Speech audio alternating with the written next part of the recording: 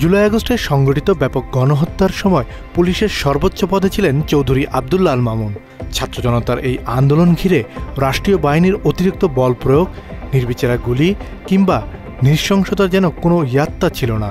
আওয়ামী লীগ সরকারের পতন ঘটতেই কেন্দ্রবিন্দুতে উঠে আসে সাবেক এই আইজিপির নাম। তবে নাটকীয়ভাবে এই মামলার মাঝপথে এসে রাজসাক্ষী হয়েছেন তিনি। নিজের প্রাক্তন কর্তা শেখ হাসিনা ও সাবেক স্বরাষ্ট্রমন্ত্রী আসাদুজ্জামান খান কামালের বিরুদ্ধে দাঁড়িয়ে ট্রাইব্যুনালে তুলে ধরেন অনেক অজানা তথ্য। গত 10 জুলাই আদালতের প্রশ্নে তিনি আনুষ্ঠানিকভাবে দোষ স্বীকার করেন। ট্রাইব্যুনালে মামুন বলেন তিনি অনুতপ্ত হয়ে দোষ স্বীকার করছেন। তিনি স্বেচ্ছায় সত্য স্বীকার করবেন। একই সাথে এই মামলায় থাকা যে সকল তথ্য তার জানা আছে তার সামনে নিয়ে আসবেন। এর ধারাবাহিকতায় 2 সেপ্টেম্বর ট্রাইব্যুনালে দাঁড়িয়ে তিনি ফাঁস করেন জুলাই আগস্ট গণহত্যার নীল নকশা।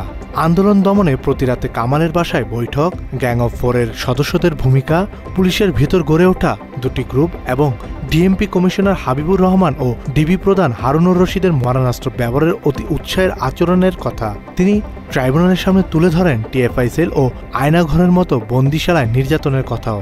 36 বছরের কর্মজীবনের কথা টেনে গণহত্যার শিকার প্রত্যেক পরিবার, আহতসহ ট্রাইব্যুনালের কাছে ক্ষমা চান এই রাজসাক্ষী।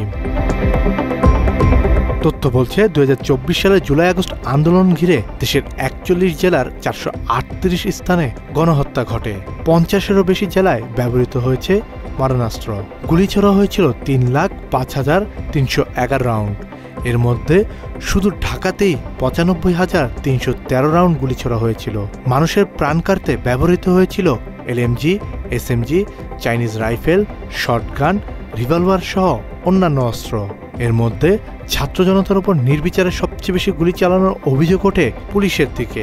নিজের মেয়াদকালে হওয়ায় এমন দায় কোনোভাবেই এড়াতে পারেন না সাবেক আইজিপি মামুন, কারণ গোটা বাহিনীর কর্তৃত্ব ছিল তার হাতেই। মাত্র 30% টাকায় জমির মালিক হয়ে নতুন বাংলাদেশের গড়ে তোলার স্বপ্ন দেখা বাংলা বসতি। এদিকে এই মামলায় শেখ হাসিনা ও কামালের সর্বোচ্চ সাজা চেয়েছে প্রসিকিউশন।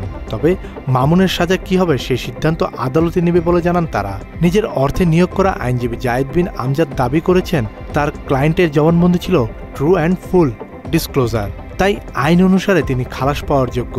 এদিকে আন্তর্জাতিক অপরাধ ট্রাইব্যুনাল আইন 1973-এর 15 ধারায় অ্যাপ্রুভারের বিধান থাকলেও পরিণতি সম্পর্কে সুস্পষ্ট উল্লেখ নেই। যদিও সিআরপিসিতে বলা আছে রাজসাক্ষী সম্পূর্ণ সত্য প্রকাশে আদালতকে সন্তুষ্ট করতে পারলে খালাস পেতে পারেন।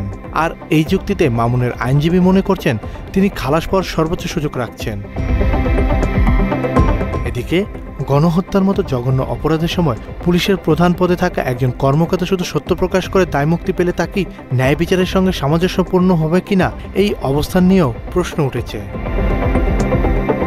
তবে সব জল্পনা কল্পনা অবসান হবে 17 নভেম্বর। সেদিন শুধু শেখ হাসিনার নয়, সাবেক আইজিপিরও ভাগ্য নির্ধারণ হবে। তাই রায়ের দিনে জনগণের মনে প্রশ্ন একটাই উকি দিচ্ছে, হাসিনার ভাগ্য নির্ধারণের দিনে কি আছে মামুনের ভাগ্যে। কাজী পাপ্পু, বাংলা এডিশন।